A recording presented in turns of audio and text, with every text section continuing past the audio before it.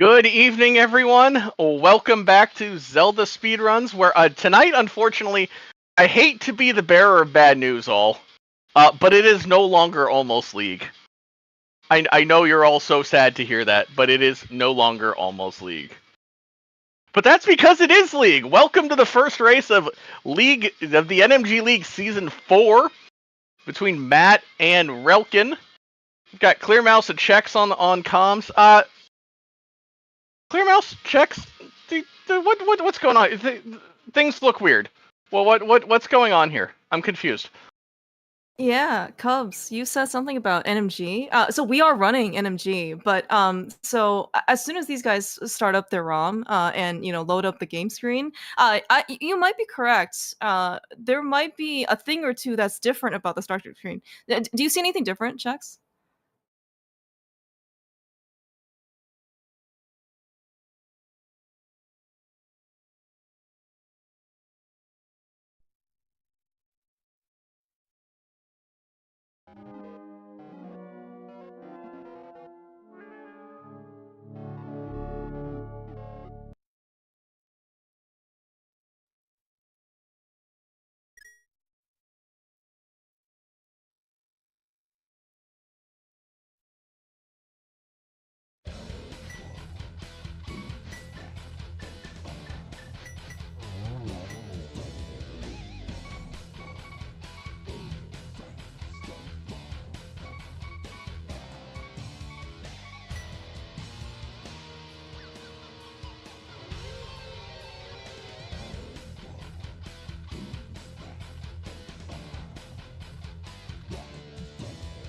Yes, our runners are free to use MSU1 packs of their choosing, so they'll have a fresh new OSD for their playthrough.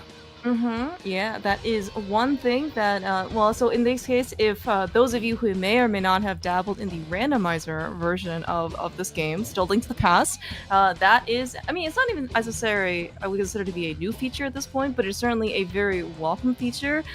Breathe quite a fresh new kind of feel and playthrough atmosphere within the game. Relkin right now, I believe he is using the F-Zero collection MSU, but it's just kind of like another new twist, right? That you can that in this case the randomizer ROM kind of affords you.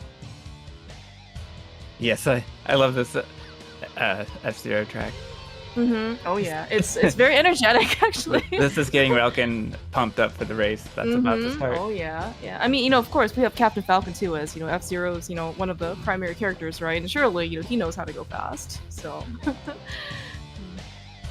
But yeah, so season 4. So typically speaking, Fox, one of the co-founders of the the still going NMG League, NMG of course originally started out as no major glitches. We do allow minor glitches in this. Of the vanilla ROM, just regular Link to the Past, that was started up in 1990, 1991, is gone on for 3 very strong seasons. Still actually going quite strong. Leaderboards are still pretty active. This time, though, we decided Relkin, one of the fellow admins, who is in this case racing himself, decided to try and maybe put a twist on the NMG run for the speed run. We're actually going to try and incorporate maybe part of some of the best of both worlds of the randomizer and the vanilla speed run version, in that all the items are going to be vanilla. You're going to know where everything is, so there's not going to be an ice rod hunt unless of course you somehow forget it in the course of your travels. But in this case, there have been a good amount of quality of life improvements that the randomizer has afforded runners. Being that the game has originally been 30 years old and counting. Probably going to be some improvements in terms of experience, and that's kind of part of the thing where we're trying to, in this case, kind of show off and showcase as part of the vanilla reset. That was a lot of talking for saying we have some nice quality of life improvements for rando that we can actually now use in the vanilla speed run. Yeah, so our run starts with Zelda calling Link to save her from the castle. At least I thought it did, but yes. So I didn't see it. Well, so Zelda, just like other parts of the randomizer got an upgrade. We no longer. It is actually telepathic. So telepathic that it literally just went to Link's head. Like we, as the viewer, don't even, we can't even see it. We are, I guess, no longer omnipotent. But the good part is that there is no, everything's happening like async, right? Zelda's talking to Link, and we're just kind of along for the ride, right? We don't have to constantly wait until Zelda finishes. I'm starting to get the true meaning of the telepathic Hylian messages now. Yes. No text boxes. Amazing. Yeah. So speaking of text boxes, I do not expect to see. Well, hopefully the only real ones we're going to see at the very beginning, of course, is when Link's uncle gives you an amusing anecdote before he kind of rushes off and tries to save the princess, and then probably at the very end, when Ganon decides to, in this case, give you a hint for where the silver arrows are. Presumably, assuming in this case that Matt and Relkin will not have them by the time they enter Ganon, which is, this case, is going to follow the vanilla path. We probably will not be seeing silver arrows today. And when you enter the Ganon fight at the end, it is important to have the 3 text boxes. That is part of runners, muscle memory.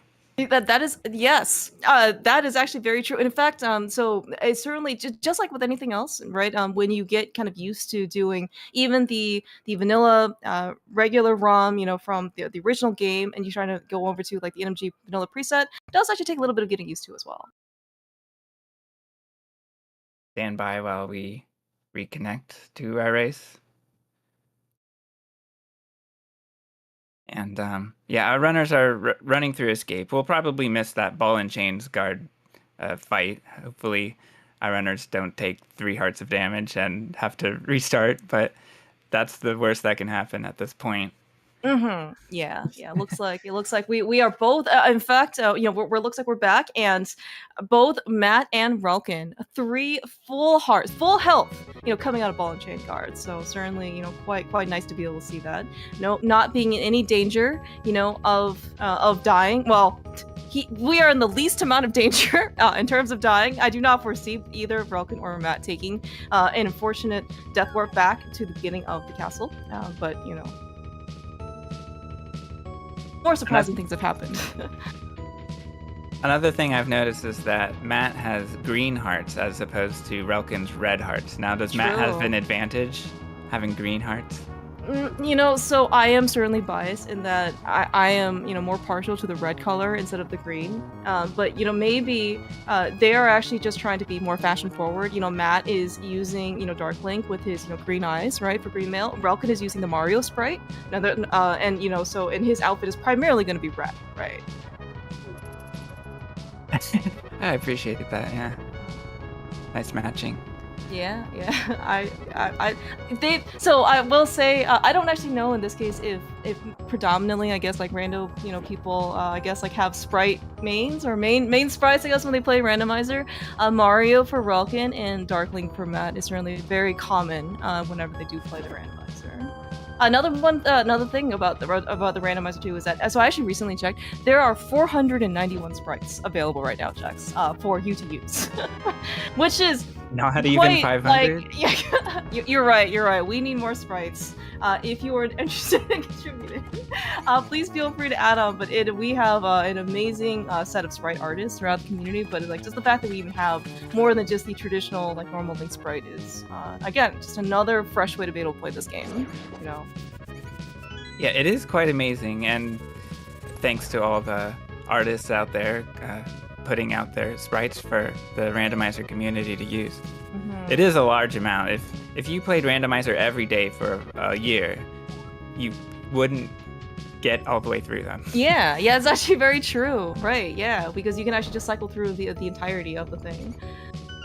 And of course, right, as part of the vanilla preset, means that we actually do know where everything is.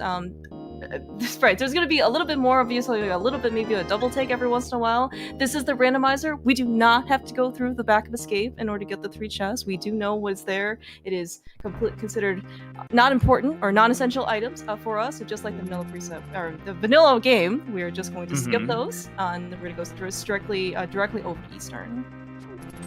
And that's a slight difference from randomizer. Another slight difference from the vanilla game is that our runners don't have to avoid a hidden text box that Zelda calls out to you when passing Oh, through the right. final rooms. Yeah, that, So that it's is just a actually very slight true.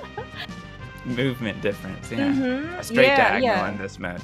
Oh no, that's actually really, really good point. Right, yeah, again, all the text boxes. Right, so whenever in this case, one of the biggest differences, right, for the randomizer, one of the first things that people, I guess, have done whenever they generate a randomizer, or at least, from observation, is that one of the first things to go is the text boxes, right? And you may think, oh well, that's actually a lot of extra dialogue that I don't have to play through, which is great. Which is, of course, very much true. It's just something you have to kind of remember. I no longer have to mash at this particular point. I don't have to push this button in order to avoid it. So that's a very good point.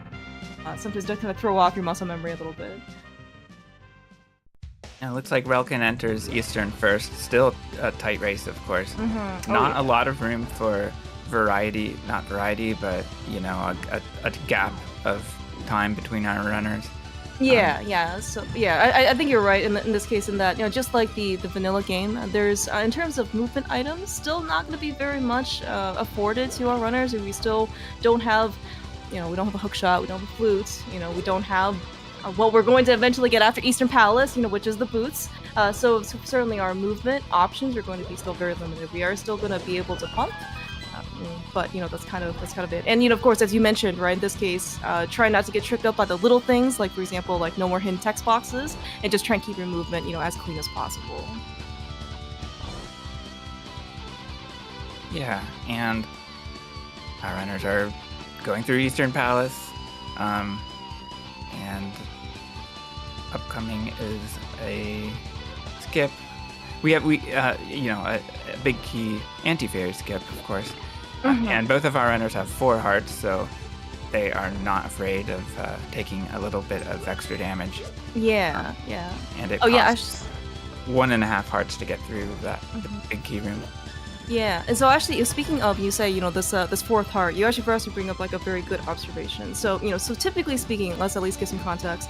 During NMG races, right, typically speaking, most people, with maybe a very few exceptions, will end up picking up the Sanctuary Heart, right? Just it's very nice safety, right? Super early on, has a lot of high value.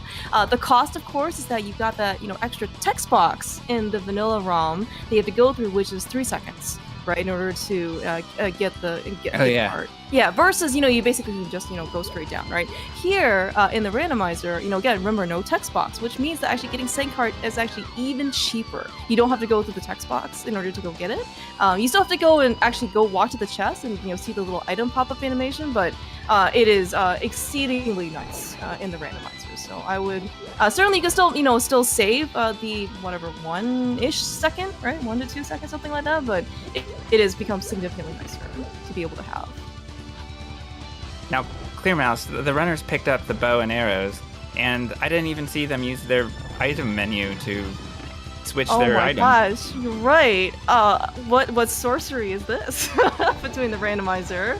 Another thing that I think that you are absolutely correct in pointing out, that we probably cannot even see this feature until they actually end up picking up the bow, because there was literally nothing else in our inventory other than that boomerang, right? Yeah. And so this was something I believe that was probably historically actually always kind of a good present in the randomizer itself, but hasn't really been, I guess, more mainstream probably until semi recently, right? It was kind of like already pretty prominent in like when people were racing cross skis and doing entrance, but really now more so than doing just like regular non-entrance, kind of like more standard-ish, type of modes. And yes, that is the ability to be able to switch between inventory items using the L and R buttons. Saves yourself a menu, because isn't every menu like 1 second or something to pull it up, and then another second to like close up the menu or something like that? Oh, you caught me off guard there. I do apologize. I forgot if it's 1 or 2. Okay. Yeah, I just... Yeah, something like that. Exactly. Yeah, right. I mean, the point is that it is actually it's quite a long time, or it's a significant amount of time. But speaking of though, we do have boots. Matt unfortunately got a little bit of bombarded there with from the Octoroks. Not a great start out for dashing, but sometimes it does end up happening. So, yeah. Our runners are able to use Japanese version 1.0 exclusive glitches now. starting with spin speed activated with the use of staircases. And both runners have similar strats here. Both avoid the unholy spin speed at the library and just go for standard dashes. Yeah, I think that's also very fair, you know. And right, as you mentioned, there's a reason why it's called the unholy spin speed. It probably does not. Well, it depends on I guess who you are, but it certainly can be a negative EV for for some people. So sometimes it certainly could just be worth your while to not go for it, especially in in a race. When you think that you can't necessarily afford to lose stuff. Oh no, Matt! Archer, what happened? The shield, it does nothing. I'm so disappointed. Yeah. All right. So another thing that the item menu does, it doesn't really waste. I mean, it takes up time when you play the vanilla game, but that time can be used to runner's advantage, such as checking out Link's placement and doing the tight movements that are necessary in this game. And they don't have that advantage here in vanilla preset. They have to just go and trust their instincts because they get a lot of time save out of using quick swap. Oh yeah. Quick swap certainly getting adapted and more used to quick swapping is another skill set that that you have. As you mentioned, just anything with the menu, it is somewhat kind of forced upon you in the vanilla game, right? Because there is no such thing as quick swap. And even though you do have nice rupee drop there on Relkin's side from I forgot what those sand ant things are called. Devil ant. Thank you. Yes, it's actually quite nice to be able to just not have to worry about money for the rest of the run with an extra 20 in the way. Yeah, nice to see Matt and Relkin actually doing different strats. Relkin went with a spin and was able to collect a 20 with that spin, and Matt went with a dash poke and dash through. Sometimes I actually wonder if at some point their rando instincts kind of like kick in, right, and then they just kind of maybe go on autopilot as opposed to maybe something else. Oh, unfortunately, that red rupee is just slightly out of the way from Matt. Not gonna be worth the time to go get. So another thing we're doing in vanilla preset in the tourney is that our runners are both using the same seed. And what that means is they're using the same generated seed from the website. And what happens is the boss RNG is seeded. So each boss will have the same patterns. So we're coming up on a boss that we normally see with a great variety of RNG. But yeah, both runners will experience the same exact patterns, at least to start. So we'll see where it goes as the fight goes on. Yeah. And that's with the upcoming Land Molas fight. Yeah. Also, looks like Relkin exiting Desert 2. Matt's gonna exit Desert 2 shortly as well. So I noticed that both runners decided to not go for a spin speed out of Desert. As I think you alluded to before, right? Sometimes that force menu that you kind of have available to you in the vanilla game may or may not be available to you, here in the randomizer. I mean, you can certainly still spend the extra, menu in order to kind of get your buffer. But as you said, right, we're just gonna go, and sometimes people kind of tend to rely on that pause buffer more outside of Desert 2 in order to get that spin speed. Because if you fail it, you could potentially take a tumble. And, yeah, you don't. And then we're gonna see some desert content all over again. And then you've got fall damage. Yeah. Oh yeah. Probably more mental than anything else. To be able to have to go back. But alright, so let's in this case see. Relkin is the first one, of course, into Land Molas, and as you mentioned, this is going to be a seeded fight, at least for the first phase. So Matt is certainly going to get the exact same set of patterns, at least in the first phase, and then the second phase, we're going to see what they end up doing to react. Relkin takes down 2 in the second cycle. Yeah, it looks like Ashley's right. So the first cycle looks very similar. Matt, unfortunately, got a short hop in the second one, so gonna have to finish up an early 3. So not necessarily very very solid fights on both sides. Yeah, very well done. It looked like a 3 from both. Matt's what was maybe a little slower. Yeah, oh, that's right, yeah, because I guess he didn't, it looks like he had to put in 3 arrows at the very end for the last land molus, and, I mean, thankfully the land mode decided to stay up in the air a little bit longer for him, but yeah, I think you mentioned it was probably a little bit slower on Matt's side than it was for Relkin. Yeah, but otherwise though, we are off now. We have obtained our power gloves. So just like so in Light World tends to be very similar routing in terms of and just in terms of progression. We are going to still in this case fake flipper over to go up Death Mountain. In terms of like the rules, I guess still you're allowed to fake flipper. Just like the vanilla game, we still do not allow save and quit. It is so in this case you're gonna kind of see like the same overworld traversal for the vanilla preset races, as opposed in addition to like the regular NMG vanilla games. Yeah, that's the setting, and it tends to be the main category. On there is a leaderboard for this speedrun as well, and it is whether save and quit is allowed or not is just a toggle. So yeah, right. Yeah. But for the purpose of this tournament, it's any % no save and quit. Yeah. This is probably the closest, purest, I guess, equivalents, to the vanilla NMG, racing side. Of course, we are going to see upcoming in this run some of the more rando, allowed glitches, in terms of being approved by Racing Council and all that fun stuff. But until we kind of get those nice Kana Samaria weapons, we are going to, in this case, just kind of go through the regular Light Worlds. Unfortunately, nothing majorly or minorly breaking. We still, unfortunately, have to go do Hera the regular way without the hookshot. We still have to go beat Moldorm with the fighter sword, No luxuries here. Oh my gosh, Matt. Ouch. Yeah. Boom for Relkin, taking advantage of Boomerang to save a little bit of time. Yeah, and as you mentioned, like the whole point, just like kind of what Matt did, with and what Relkin kind of did a little bit earlier. The rooms every once in a while can just be very slightly different, right? We have the ability to quick swap, which means that sometimes some movement that originally was less optimal, in the vanilla game because you have to menu in order to switch over to the boomerang or something like that, right? Suddenly becomes actually much more viable and probably faster because you don't have to incur the menu cost anymore.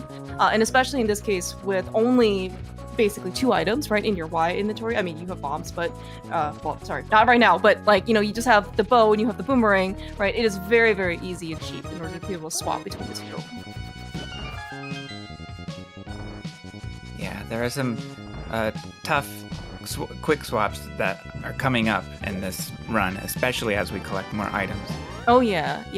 I mean, you're right, and as you mentioned before, the menu is both, can be like a blessing and a curse, right? Especially there are, just like the regular game, kind of depending on what your end game routing is, for Mire versus Swamp versus Ice Rod versus whatnot, right? Your menu can actually be pretty tough, because it's just very awkward. But then again, at the same time, you still get the menu buffer, right? In order to kind of like gather your thoughts, give yourself a little bit of extra time. The more items you get, of course, in this game, the longer the longer you have to keep quick swapping, right? So Relkin lost a bit of time throwing a pot at the crystal in the Beatles room, but he's still ahead of Matt. Yeah, looks like Matt actually ended up kind of missing one of the torches as well in Hera basement. I mean, it's just kind of like little things that are kind of like adding up in this case.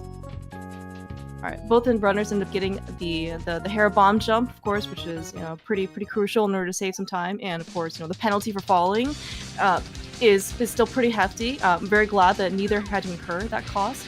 For what it's worth, Rando does introduce a little bit of extra lag in some rooms that is more noticeable. That particular room, bomb jumping over to the Hera big chest, is definitely one of them. Moldorm's a funny one. It has the same starting pattern, but quickly becomes pretty random. And nice fight for Relkin.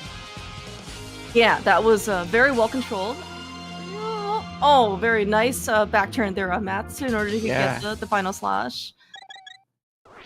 Yeah, Matt's dash almost looked too high for a split second, but yeah, like you said, he turned around and got him. Yeah, very, very good reactions there. All right, so Relkin though, finishing up his Tower of Hera, he is going to be able to go and go get his Master Sword. Speaking of another room, or I guess area with very noticeable randomizer lag, we are going to be upcoming to the Lost Woods. That mushroom, for some reason, causes like the entire world to just slow down. I hear runners complain about that screen every single time they go through it, so... Yeah, it's pretty funny. I knew about that, of course, from playing Rando, but I didn't even realize the effects it had going from left to right, in addition to right to left. Yeah, it's Oh, wow, Relkin.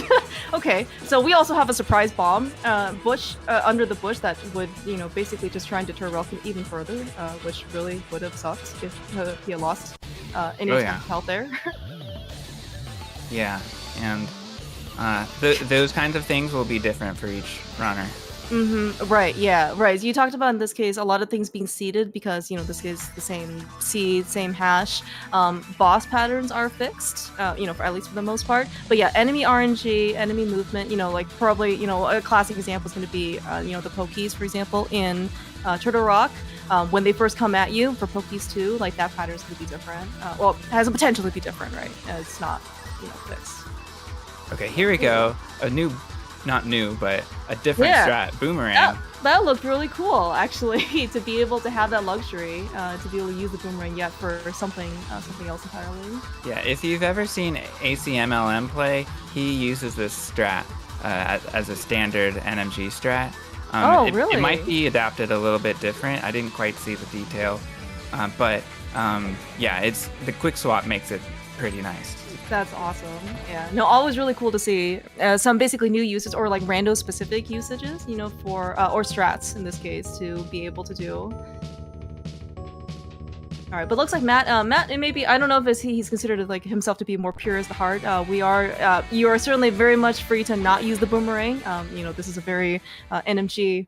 I wouldn't necessarily say autopilot, but it's certainly just like a very classic NMG execution path. I'm worried about this gold guard. Yeah, Relkin noticed it, I think. He saw that he got a poke, so he needed some additional beams to deal with the gold guard. Nice. Yeah, a really great reaction then on Relkin's part. Yeah.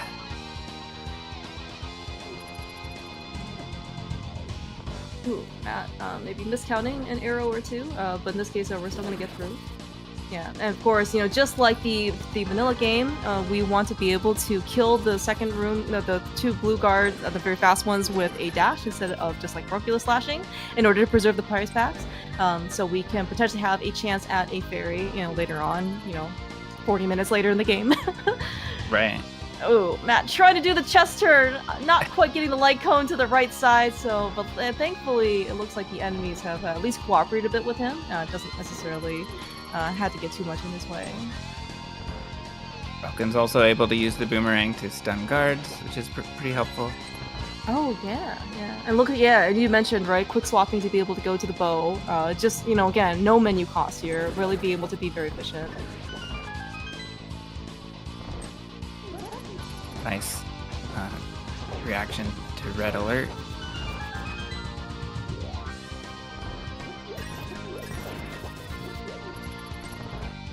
Yeah, nice circle of pass there on Relkin's side as well. Ooh, Matt, unfortunately. Matt runs out of arrows. Yeah, that is a bit unfortunate.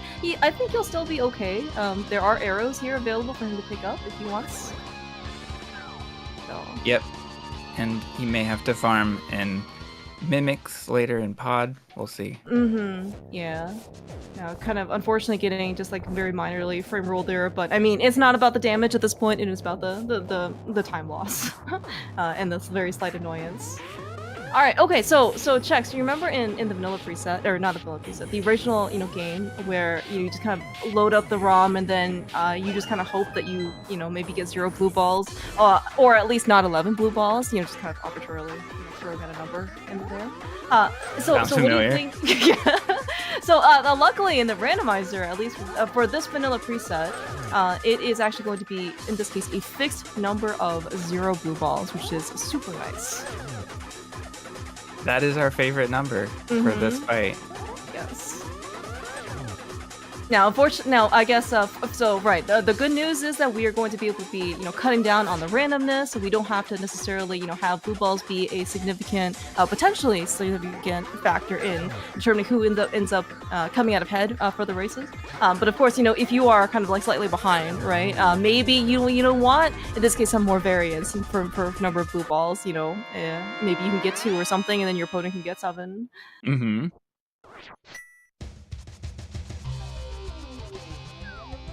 And Relkin's into the Dark World. Yeah. Again, kind of like some nice quality of life improvements, right? We, again, the communication, the telepathic communication of Sahasrahla, right, happens async. He's probably still talking to Relkin right now and Matt, in their heads, but these guys are like, you know what, we're good. You can talk while we run. How's that? Yeah. So all they're already, they're able to kind of make their way into pod.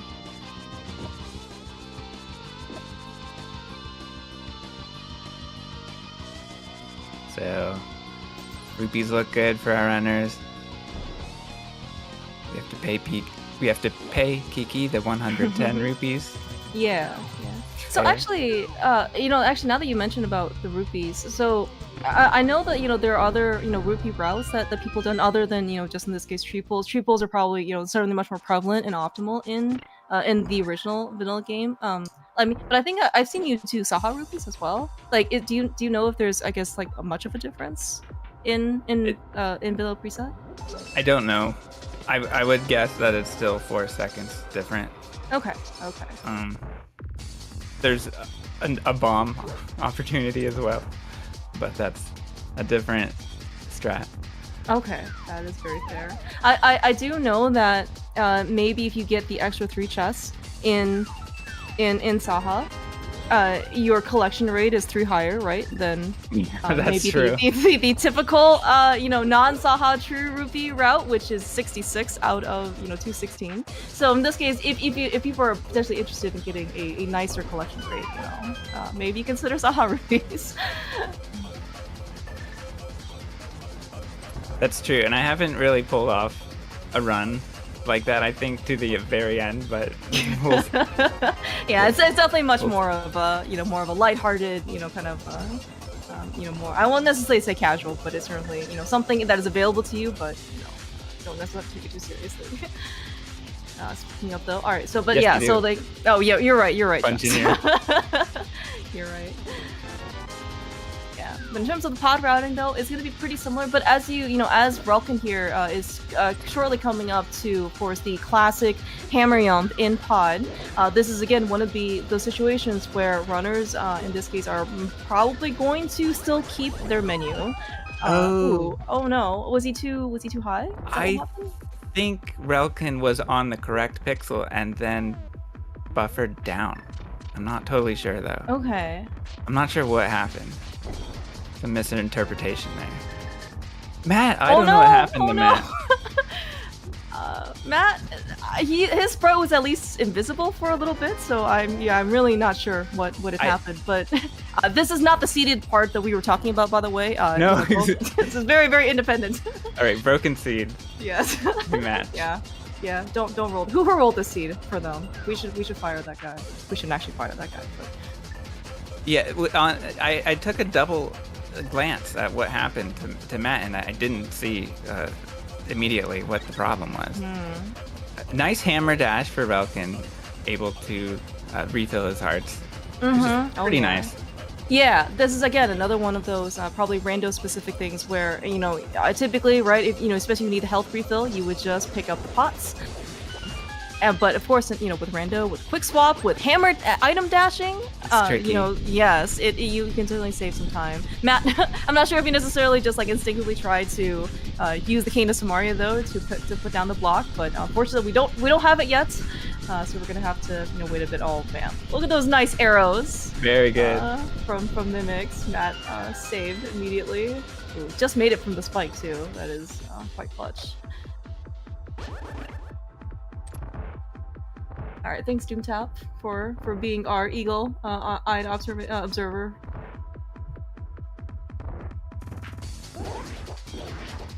Yeah, speaking of actually just being on the right pixel, so again, there are 491 sprite options for you to pick from. Not all of them are shaped and heighted the same way as Link. Some sprites actually, I think, don't even come with a shadow because the sprite itself is so big. I mean, it comes with a shadow, but it's just kind of like masked, right? But the sprite itself.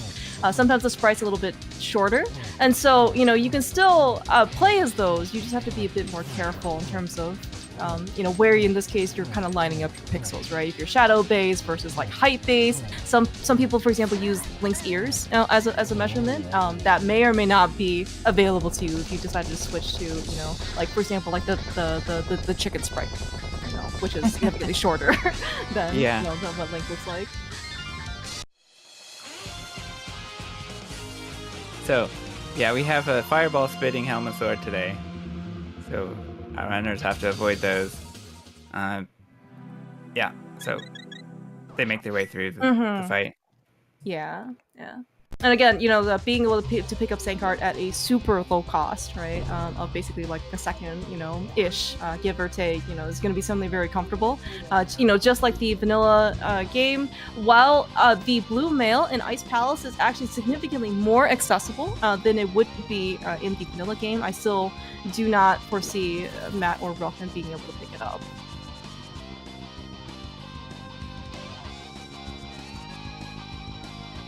Alright, upcoming Hammer Dash for Relkin.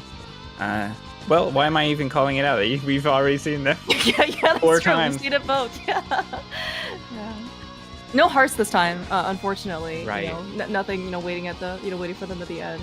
Yeah, but this is, of course, if you've watched the vanilla speedrun, this is probably the more classic time you actually see, people doing the hammer dash, because no one's really probably going to try and do that without basically, having to pay the price of another menu.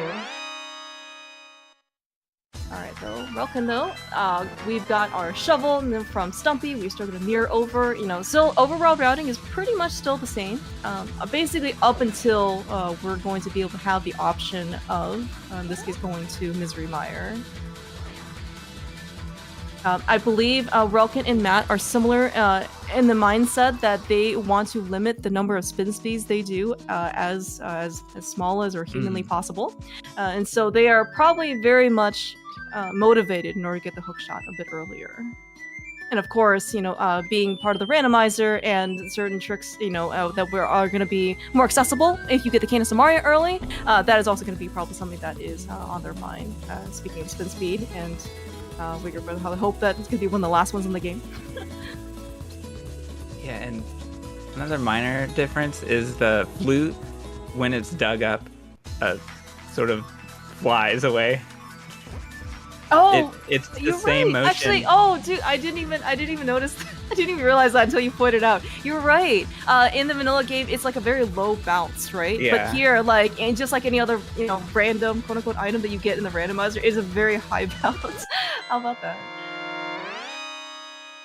I don't know if it makes any movement difference or not. Yeah, maybe. But it's just kind of weird. It affects your timings and stuff. No, I think it's actually it's just another one of those things that you kind of have to maybe break your muscle memory for. Mm-hmm. And to be kind of observant, not necessarily get too complacent when you're just kind of you're not really allowed to go on autopilot, basically. Oh yeah. All right, so you have to keep it moving.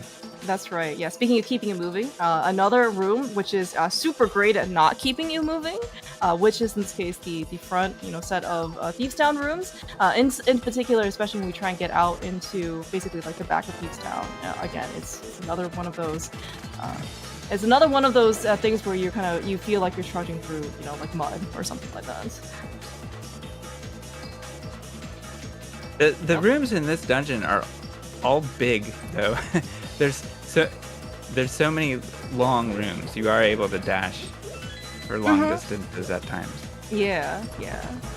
For sure. I mean, this is a great, again, so because we're playing vanilla preset, just like the majority of the game, for when you do have the booths, right? So you have quite the, I guess, well, maybe not necessarily quite the most enjoyable experiences, going through this hallway, that, Relkin is going through with the booths, but sometimes when you come here, just like the regular randomizer run, you really would like to come here with booths, just because you don't have to necessarily walk the entirety of the way. And Relkin got a little bit stopped in the middle, but was able to dash around to the left. Yeah. I mean, and again, like there are going to be some things where you're going to have to either do like a backup strat, try and read the enemy RNG, or sometimes you just have to, do the best you can. In this case, to have a reaction to, because this hallway really can suck at times. Yeah, Matt got rough RNG with Evo directly in front of the end door of Hellway. Yeah, especially in this. I mean, I think it was very nice that at least he was able to get damage boosted up, right? I mean, to get damage boosted back down again and have to try and get through that thing, it's just a giant mess at that point.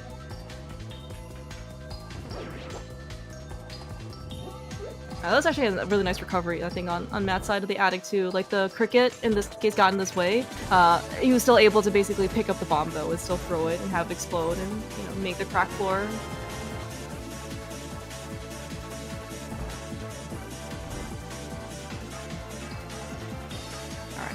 Relkin is, in this case, he's gonna get his mitts now. So in this case, a pretty standard or typical, nothing out of the ordinary kind of traversal through Thieves Town.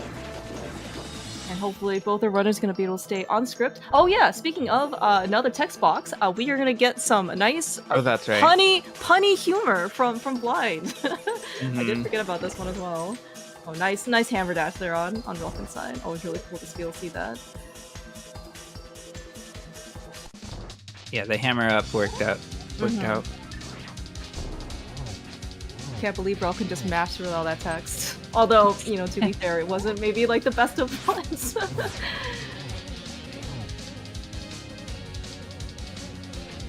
Oh, was it a dash and then a hammer? Okay, I just saw the hammer hit at the very end, but it still looked pretty cool. Alright, good on-script fight there on Relkin's side. Always really good to, one good indicator, of course, is to still have Blind end in the upper left-hand corner. The less, in this case, he's into the sun, or whatever, the sun roof, moon roof, whatever.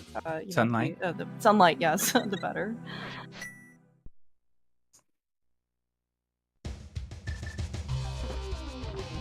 Yeah, so, like I mentioned before, our runners have to keep up the pace. There are no cutscenes, no long talks from our maidens trapped in crystals. We have to just keep going. That is true, right? Everything's telepathic, That's right. They're talking, while they're playing, right? And so it's almost kind of like pilot spoiler, Saha, Uncle, Zelda, they're all just yelling at you, while you're trying to play the game. Hopefully they're not too distracted.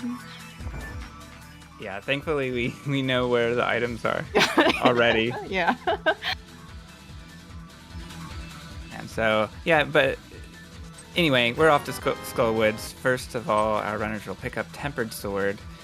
We did look before the league started. We looked into a potential for Master Sword all the way up to Gold Sword and Silver Arrows, but we're probably not doing that, especially since our runners just picked up Tempered Sword, and Matt is about to get his. Oh, right. You have the ability in this game, or kind of the option of, I guess you're just saying you're gonna skip out on Tempered Sword and not pick up the Smith, but then after I guess Mire and Ice Palace, we're gonna go do Pyramid Fairy. And go, oh wow, that is quite fast. Yeah, Fox looked into it, and it seems like it has potential, but it's not really race viable. Okay, all right, that is actually very very good to know. Thank you, Fox, for doing the research, and of course whoever else was involved. Okay, right, and actually, I guess to answer Cypher Signal's question in chat, so I believe, and admin can confirm on this, I believe because this is vanilla preset, they are allowed to watch each other. They may not choose to, they can certainly just kind of concentrate on their own thing, but, because there is no people cannot be spoiled in this case by where by this person finding the ice rod, and not the other person, not knowing where it is. It should be fun. Yeah, not being able to watch each other is just a process of your own discovery of the seed. You have to solve the puzzle yourself. But this is not exactly. a randomizer. It's a speed run, so the rules are kind of just the same as a speed run or a spoiler race. Yeah.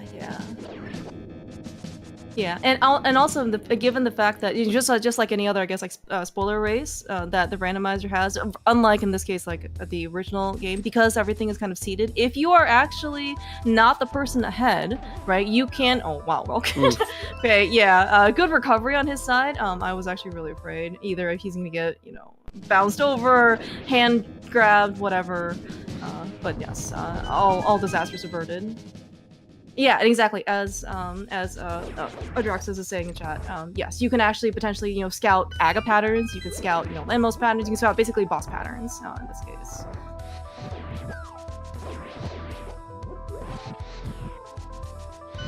That potentially can buy you some time. I mean, it doesn't change the fact that you're still behind, because, the fact that you are behind means that you are able to scout this, but it potentially can give you a bit more of an edge to try and react, so you don't have to necessarily go in blind. And Relkin is dropping down to Mothula, has 5 hearts. Already quick swapping to Mirror, does not plan to use Fire Rod. Yeah, looks like it. Oh, we have a moth that kind of bounces down, which is convenient. Although Relkin is not able to really take advantage.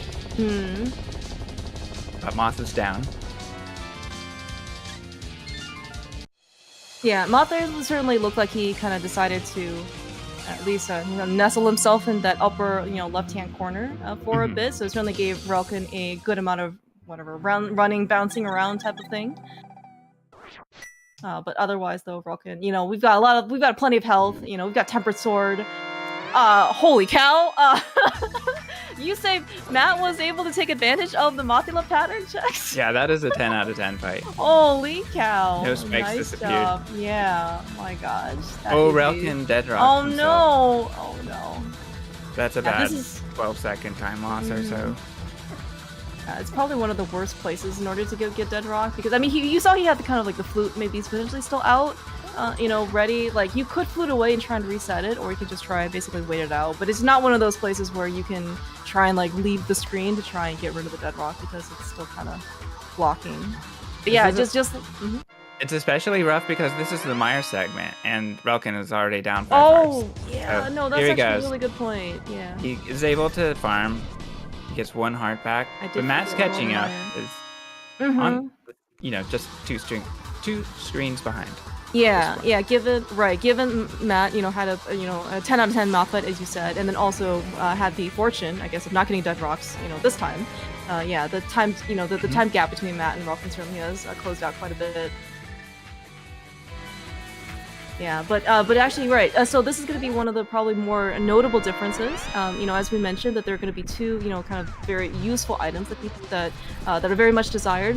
One of them, of course, is the hook shot in order to go get us hook speed versus spin speed. But the other one is the reason why we're coming to Meyer here to begin with. It is going to be the Cane of Samaria.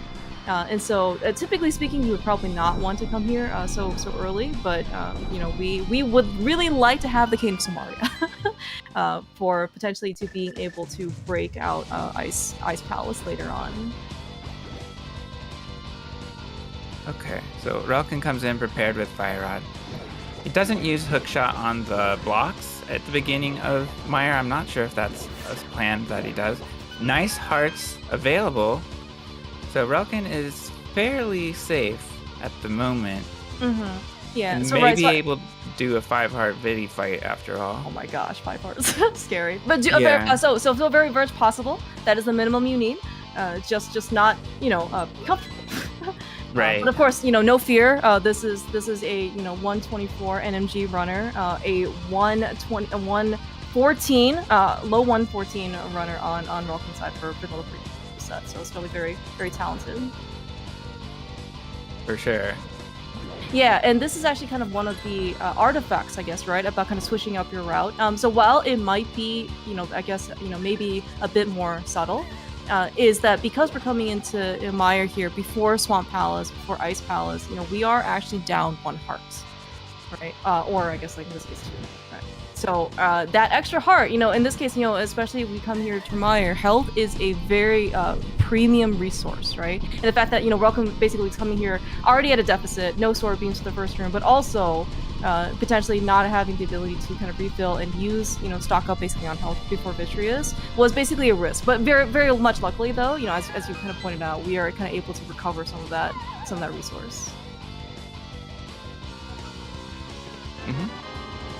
So we have the Torches cutscene that is not reduced at this point.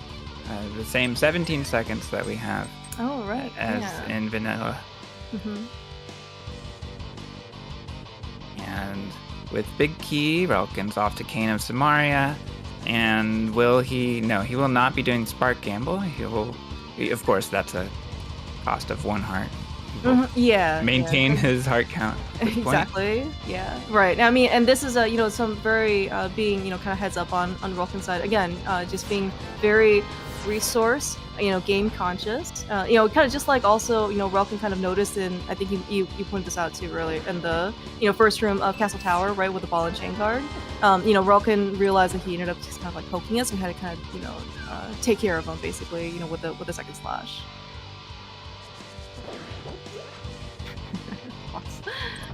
I keep wanting to see hookshot.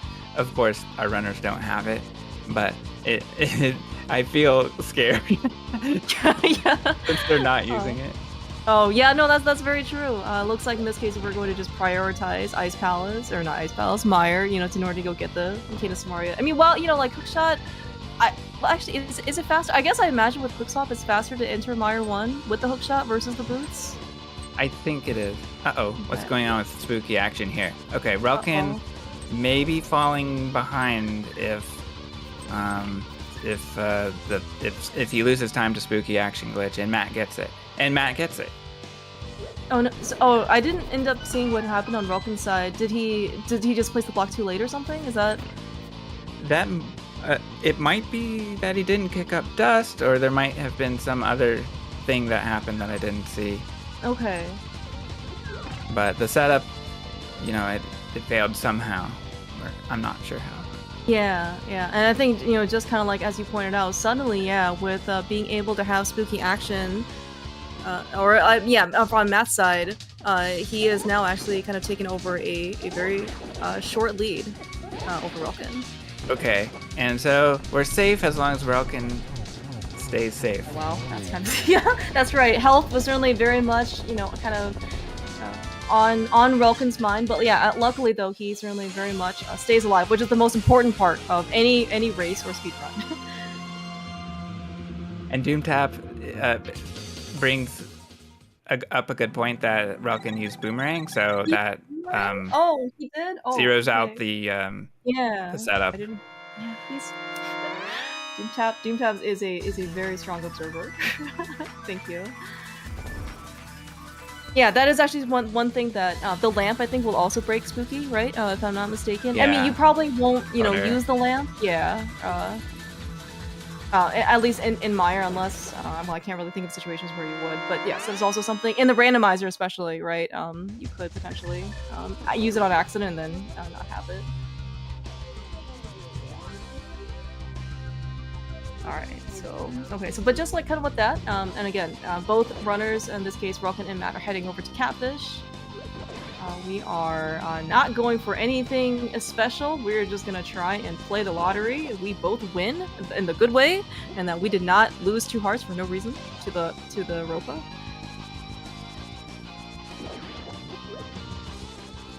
That's right. And nice to see our runners doing the same route.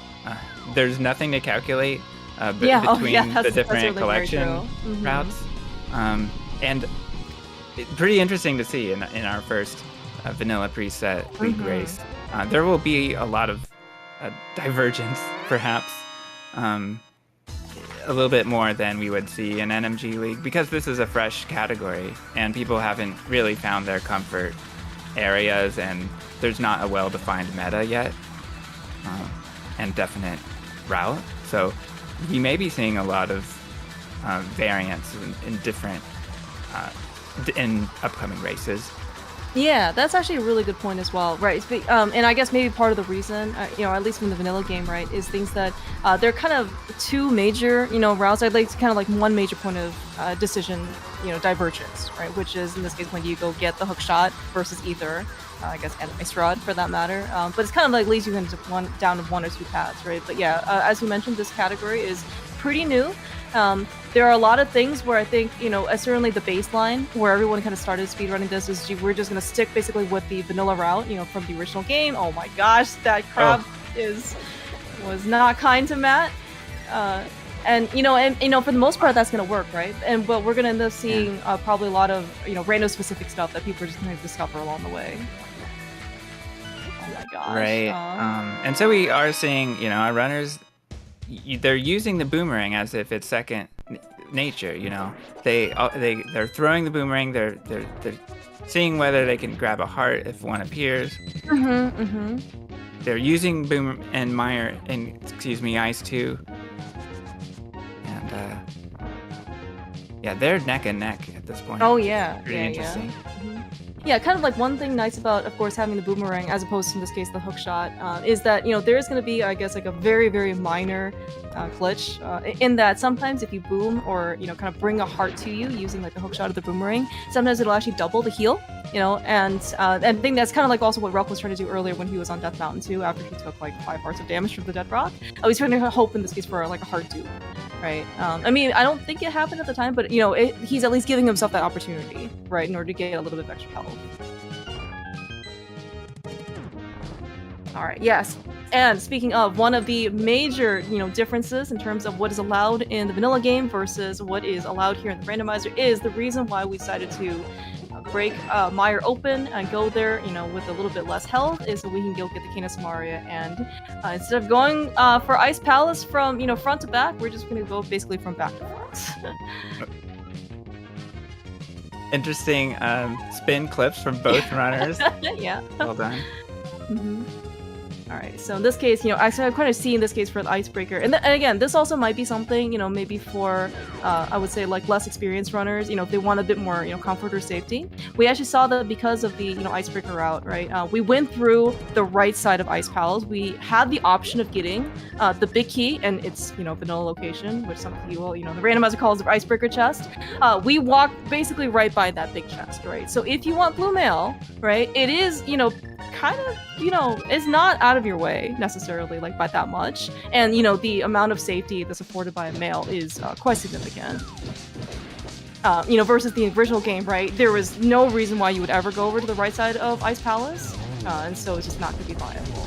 Speaking of, oh my gosh, a really nice fight here on Matt's side. Relkin's Colster got a little bit carried away from him, but still, good cleanup.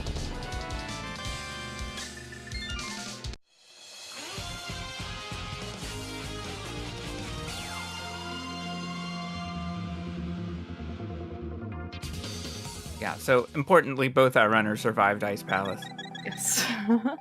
I guess like the benefit of coming to Ice a little bit later, post Meyer, is that you get an extra heart, right? I guess that can give you that much more confidence. Yeah. Maybe in this case you don't actually need that extra mail. You have the extra heart of invincibility. Ooh, I was gonna say, I was like, Relkin, and I'm like, does he want something else in Village of Outcast or Kakariko? Oh, we are going to Swamp Palace. Yeah. We have no bottle. Oh, shoot. Yeah. We need a tracker. This is what we need. Otherwise, we're never gonna remember.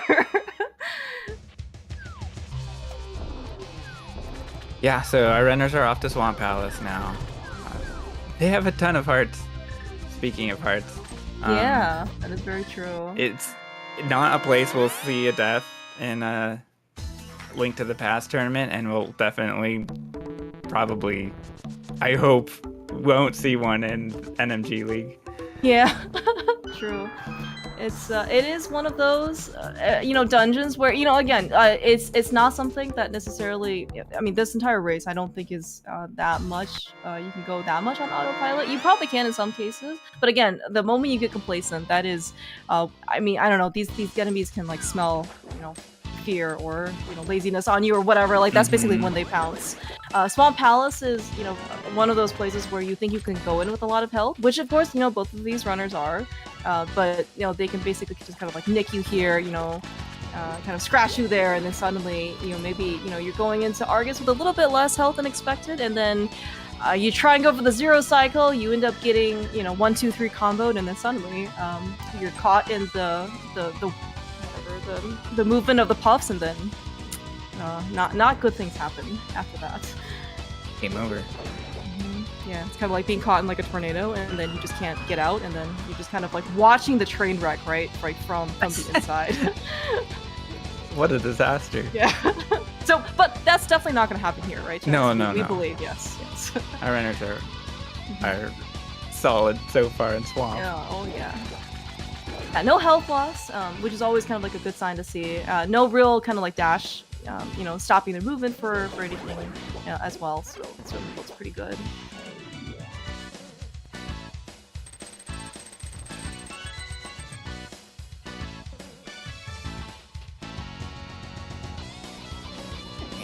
Both our runners. Okay. Well, Relkin ran into a fire spike. That's unfortunately. The first heart of damage in this segment.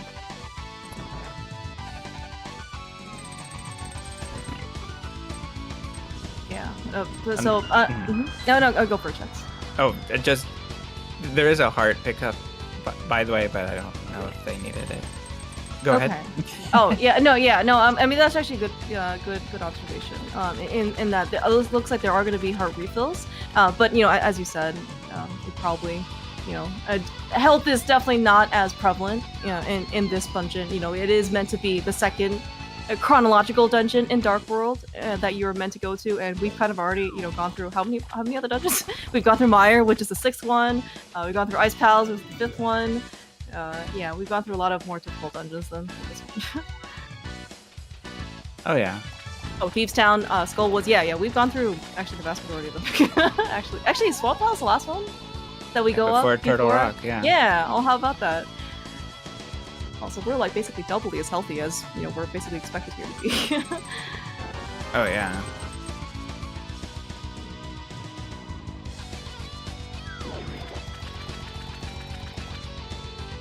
Yeah, and if I get quiet, I'm just jamming to these F-Zero tunes. Yeah. No, this.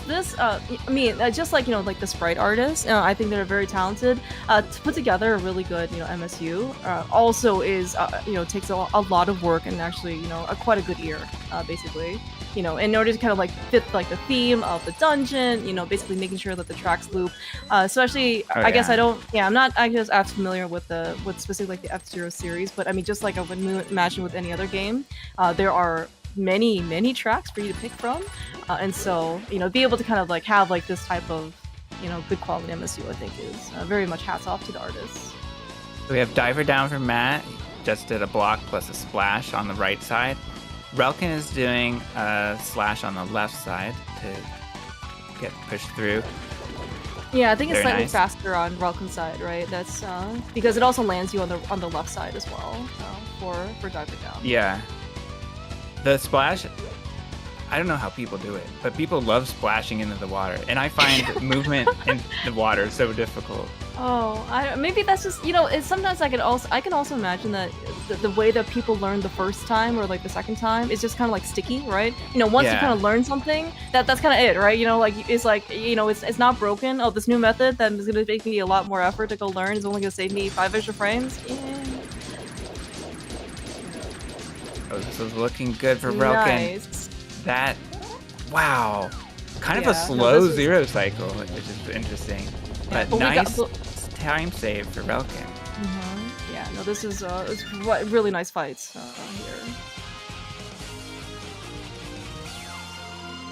So Matt still leading slightly. Yeah, but this as you mentioned, the entire race basically has been closed, right? It kind of was so some combination of unfortunate circumstances kind of happened on Relkin's side. That kind of happened in the Death Mountain, Misery Mire kind of like the segment in the mid game basically. Kind of like let Matt kind of take over a very slight lead, but again, we are coming up basically on the end game, Turtle Rock. GT, very execution heavy, very damage heavy. Yeah, that card. Yeah, I love that. Oh yeah, lots of things can still happen. Basically, this race is extremely close. Okay, Relkin using hook speed to go up to the Nice. ice rod Yeah. chest was pretty interesting. Oh. It's fast to just hook to the chest. So not totally sure of the difference there. Oh man. So No, not I know. Relkin unfortunately got some more just when it rains it pours type of situations here on Death Mountain. To quite the contrast, right? Matt ended up getting his Waffle House. Very, very smooth ride. So it's just kind of in this case extending his lead just by a little bit.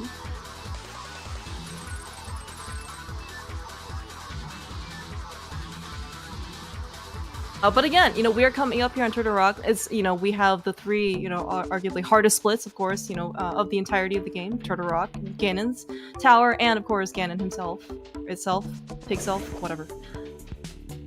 It is there at the end.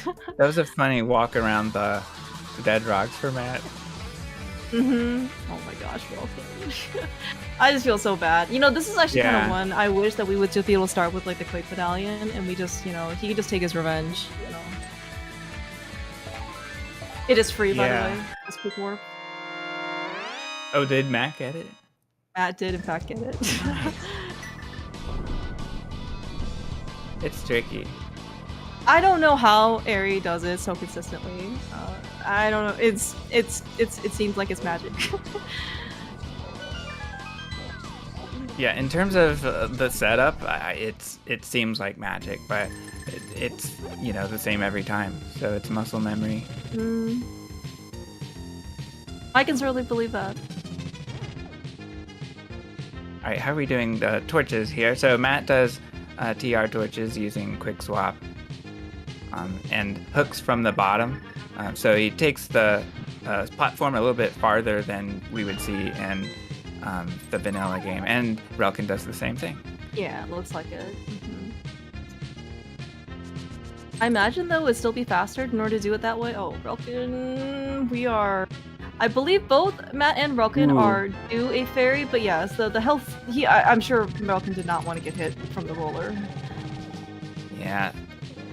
So another advantage of quick swap is it doesn't cost as much time to mirror, So, and I'm pretty sure it is a second. Like, I think you are right that it's about a second if you want to use a menu. So that second is, one less issue you have with mirroring. Yeah, no, that's actually very true, right? And again, like a lot of I think the timings, right, in the vanilla game is whatever you want to use, in this case, a different item than the one that you're on, right? That the entire route is very heavily optimized, and when you menu what item you're on, at what times, and all that. But for the vanilla preset, because we have quick swap available to us, especially when you're kind of like on that cutscene or the conveyor belt. You have a lot of time in order to quick swap over to whatever you want.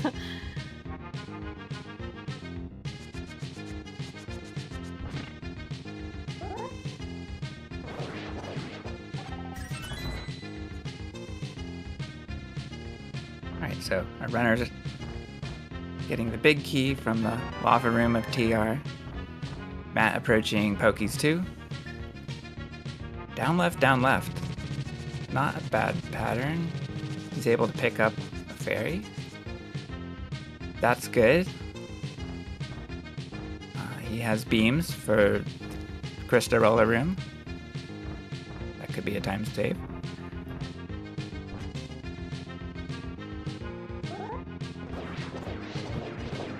Ooh, nice fire rod strat for Relkin. Very cool to see that.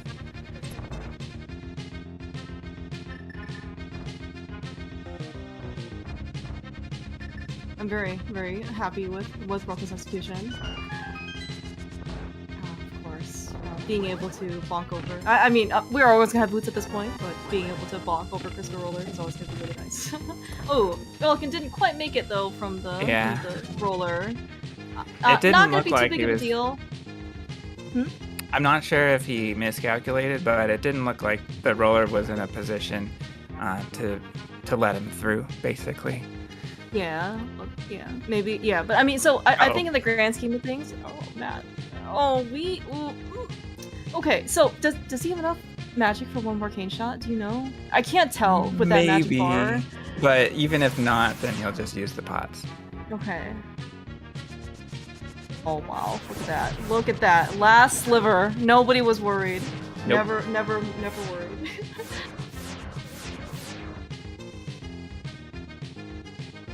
Okay, thank you, Fox. Interesting. Ooh, unfortunately, though, didn't quite get the dash in time, but Relkin's got his backup strat in order to, get through the switches room. Yeah, but meanwhile, oh, Matt, unfortunately, not quite the. Well, we did not get ice on Matt's side, which is exactly what we want to see. It was actually really good recovery on his side. I was actually quite worried that because he missed the fire rod shot, but he managed to save this. So really well done. Yeah, he had to chase Trinex a little bit, but that is not a big deal. Yeah, really nice here fight on Relkin's side. Certainly a bit less worrisome in terms of Trinex's movement. Of course, another thing about using the middle preset and as you mentioned, quick swap before, we don't actually have to menu anymore. On the top of Trinex in order to go switch from the fire rod to the ice rod to the fire rod.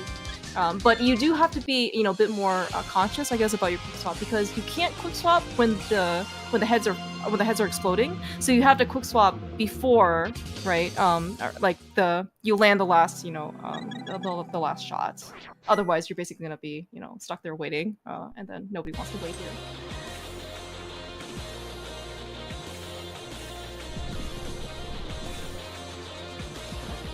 Yeah, I try to do the menus after picking up the heart and before catching the crystal. Which is kind of funny because we can't use the start button in vanilla at that point. Oh, interesting. I learned. For most boss rooms. Ammo and oh, right. That's right. Yeah, because it's premiere, right? Yeah. Yeah, that's right. All right, into Ganon's Tower. Yeah, and this, we like to hype it up as the fun dungeon that comes at the end of the run with a ton of challenge. Now with Quick Swap, it's even more challenging. Yeah, that's true because so we're we're at the point where we have many items in our inventory as opposed to the the bow and the boomerang that we had in the original game, and again because you're not menuing, you have everything's in real time, right? So you have to basically be quick swapping and moving at the same time. So it's really, as you said, very very much more challenging in terms of execution. Yeah. That being said, there's nothing really wrong necessarily, with still menuing. It's just I think that Relkin and Matt especially just don't want to afford that time.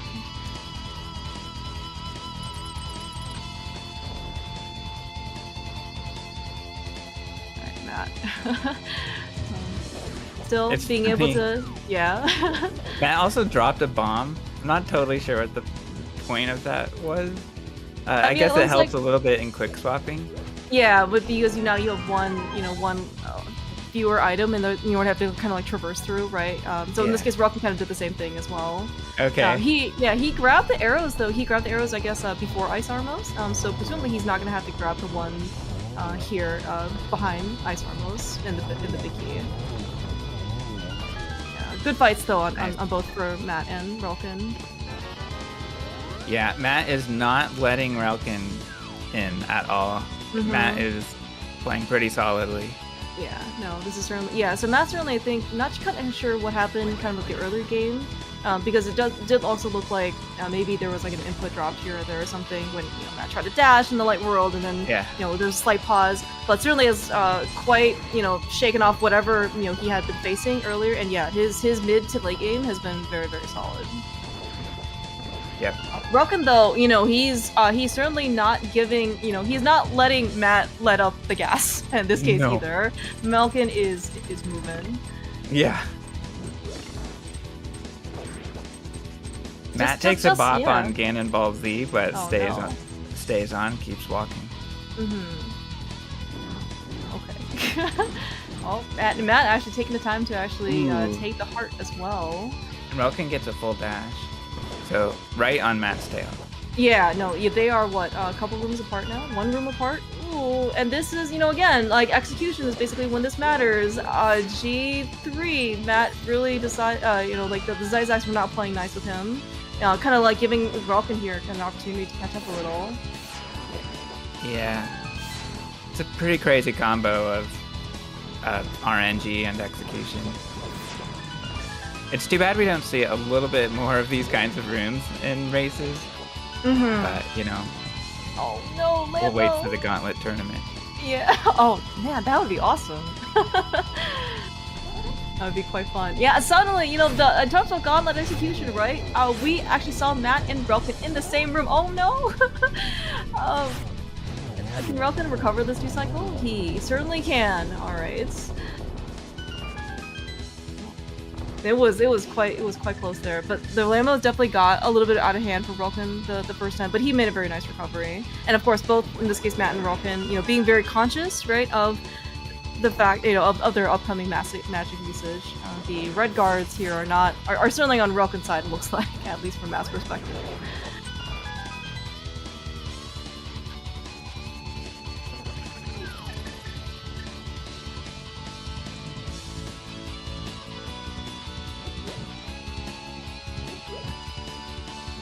Relkin finishing up Torches 2.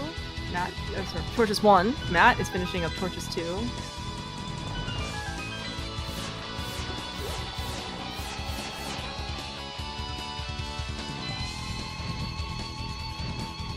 I didn't notice Matt's hearts falling to 6. Bit of a discrepancy here. Yeah. Actually, as you pointed out, I also don't know where he lost his heart. I just kind of assumed it was all in the Gauntlet. Because G3 probably was not very kind, and I actually don't know what happened. But this is actually a very good observation in that Relkin has 1/3 more health basically than Matt does right now. Well, it's probably not going to be too big of a difference. It's just that Matt has a little bit less buffer just in terms of what he can take in terms of damage.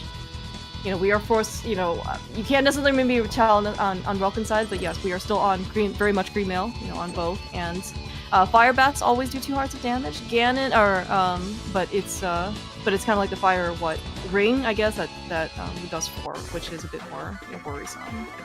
Okay. Oh, wow, nice triple there on. That's a 2 cycle, right? On Matt's side? I think that was a 2 cycle, yeah. Yeah, nice. Really well done. Wait, right, let's see was it? Relkin. It looked like it was, or at least I saw the triple at the end. So. Yeah. Well, nice cleanup for Relkin for a 3 cycle. Yeah, because I think it was Relkin was like 303, right? Something like that. Yeah. Oh man. Yeah, Matt got a 2 cycle. Okay. Yeah, that was quite impressive, honestly. All right, seconds apart, Matt has dropped into Ganon. We're basically just like with phase 1 and cutscene are drop in. Matt lost an input, I think, but can he slash to get into phase 2? Yes, he can. Yeah. Okay. Oh wow. Okay, so it was in this case recoverable. I was actually a little bit worried. Yeah, Matt kind of making sure that he does not get hit by the bats. Looks all good so far. Yeah, and very nice recovery to be able to get the 1-1. Very well done. Yeah, so we have the same Ganon pattern. Ganon over on the right for our runners. And we'll have 0 warps, so Ganon will end in the same place. Ooh, it's a blue Ganon. Yes. Okay. So our runners will take it nice and easy. Matt will use lamp for the torch glitch. We got the ice rod out, just for funsies. One of the nice benefits of quick swap. So long as he doesn't end on the ice rod, we're all good. But yeah, looks like actually Relkin's also gonna go and get the lamp out for torch glitch as well. So for anyone not aware, both runners got a blue Ganon because Ganon warped directly to where he was standing, so the initial hit turns Ganon blue. Thank you, Shucks. That's very good. There's a 1 in 4 chance of that happening, and it slows down the Ganon fight a little bit, but of course, for our runners equally. And Matt takes down Ganon. Yeah, 12 silverless hits. Yeah, get your G's out in chat for Matt, taking the first victory of the NMG Season 4 Vanilla Preset League over Relkin, which actually is a very, very close race. So let's see, Matt finishes with an official time of 1:15.27. Get your G's out in chat for Relkin. Very, very close finish. This is what, like 20 some seconds apart? 15 seconds? Holy cow. Really well done for both Matt and Relkin. Yeah, this was really, really good.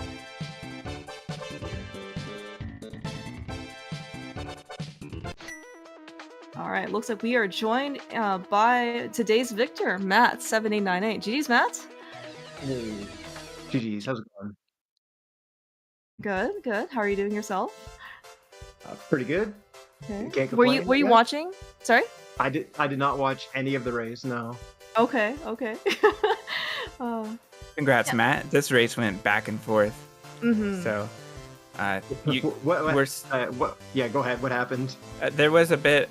Relkin had a couple of issues with dead rocks in his Death Mountain climbs on the second and third time through. So lost a bunch of time there. But was playing solidly throughout. Otherwise. Okay, yeah. Like, I made some pretty big mistakes. Like the hammer jump, obviously. That was just a fat sword buffer that I messed up. And, like, I don't know. It was just like, yeah, you know, it's a race. There's going to be general slop here and there, so... And on your hammer jump, was it... were you the one who was too far down or too far to the right? So both of you messed up hammer jump. I don't remember. I just know I needed a 2-pixel up sword buffer, and I might have hit a diagonal. I'm not sure exactly what happened. Okay. We'll go back to the tape. Yeah. Yeah, I'll have to take a look. But yeah, I mean, it was okay. Like, I played, I think, pretty well down the stretch. Like, everything after Thieves Town was, like, okay, like, to decent. So, I mean, I gotta be happy with that. You know, you make some mistakes in the beginning, and you kind of pull it back together a little bit. Your moth fight was really good.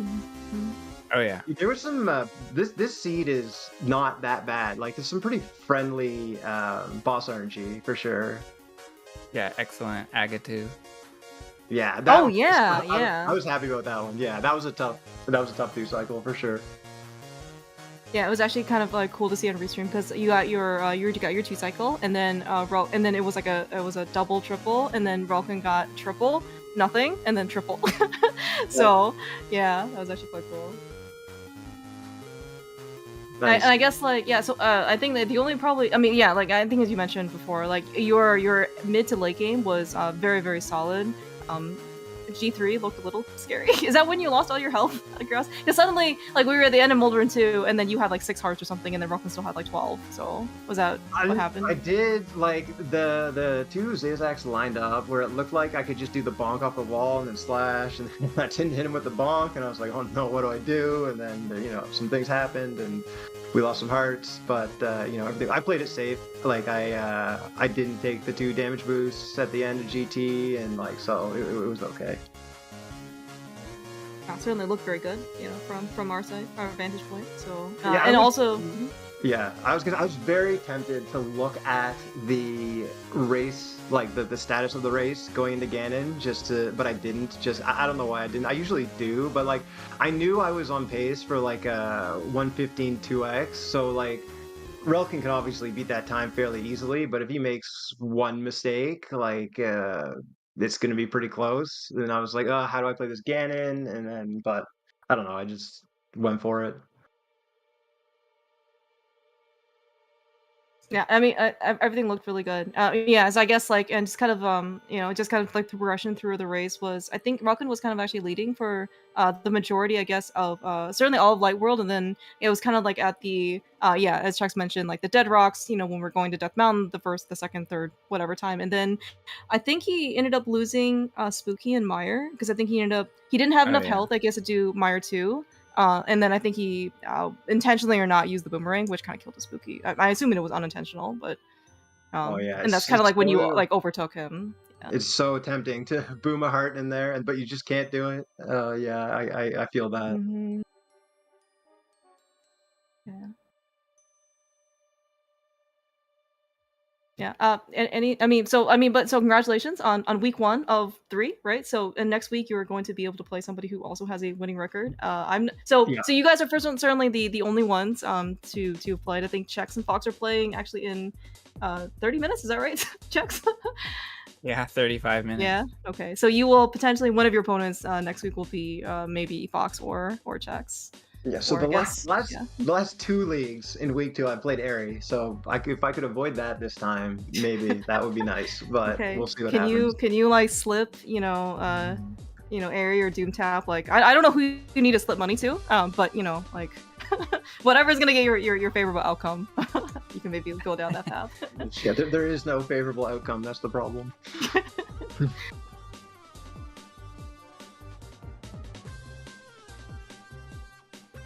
Yeah, yeah, but this guys, was yeah, I was just gonna say thank you for the commentary and thank you everybody who sets up the league. I'm really looking forward to watching the rest of the races. It's gonna be really interesting, right? There's vanilla preset. Like, I'm not super experienced with it. Like, I mean, it's obviously just NMG basically, but I've played a decent amount of randoms. So I'm kind of familiar with quick swap, but like, there's a lot of stuff that people do that I've never seen, and like, I'm kind of looking forward to watching these races and seeing how like a lot of the speedrunners handle the vanilla speedrun. Yeah, exactly. I see new things every race. So, Mhm. yeah, it looked like you both were very comfortable with the boomerang, for example. So, yeah, we'll see a lot of neat strats throughout. So, looking forward to that. Yeah, for sure. Actually, yeah. So like one thing I think that like the Relkin did earlier was when you guys are getting the red rupees right from the tree, like he boomerang one of them. Because you can quick stop over, right, to use the boomerang. So that, You do the one where you throw it up, or you like throw it to the left? The one you throw it up is pretty cool, although I don't know if that's faster, but it looks cool. Do you happen to remember Chex? I just remember he boomeranged, and then the rupee came to him. Yeah, it was something like that, and I thought that the intention is to bring all the rupees to you at once, so you don't have to walk around at all. But I'm not sure how it plays out optimally. All right. Yeah, but I mean, as you said, I think everyone is gonna be in a learning phase basically, and yeah, really be cool to see as you said how the vanilla speedrunners kind of take a stab and crack at the rando version. So, but thank you so much for racing that. It was a lot of fun. Yeah, awesome. Yeah. Thanks, guys. Appreciate it. Yeah. Good luck week Good 2. luck, Jax. Good luck, Jax. In half an hour, I'm really looking forward to sitting back and watching that match. Thanks. Yes. Good luck, Chex. I hope you crush Fox. Assuming Fox isn't listening, in which case, Fox, if you're listening, I hope you crush Chex. Chex, pretend you didn't hear that. Okay. I heard nothing. Yeah, but thank you so much, though, Chex. This was a ton of fun, as always. I'm really glad that we can do commentary together. It's just always, really feels great. We haven't done one of these for a while, so really glad that we had this opportunity. Yeah, great to come with you, and GG's again, Matt. GG's to Relkin. GG's Relkin. So thanks all. Thanks. I will add my GGs as well. Please, if you haven't given our, if for some reason you're not following our runners, go fix that right now. Both Relkin and Matt put on a hell of a show tonight. And our commentators that just let me sit here and do nothing for an hour, I appreciate you both. Chex and Clearmouse, always fun having you two on here. But we're not done. As mentioned, about a half hour from now on this channel, Chex is going to be fighting Doom. Not Doom. Fox. And I guess only one can come out of that alive or something, right? That's how this works? Yeah, winner faces Matt. or Doom. Either one. So I don't know if you want to win or lose, Jax. Just hope for the best. Yeah, fate will decide. Yeah. So please join us back here. Like I said, about a half hour. Just gonna take a little break, get some food, get up, stretch. Any final thoughts before we head on out for the moment? Again, thank you so much, Cubs, for restreaming this. Make our lives very easy. And thank you again, Jax. It was a pleasure. Thanks all. All right. Well, until Thanks next also time. to our tracker. No name, unknown tracker. Yes, exactly. Yeah. There was absolutely a tracker, I promise. But thank you very much, everybody, for joining us. We will see you shortly here in a little bit. Until then, stay safe. Have a good night.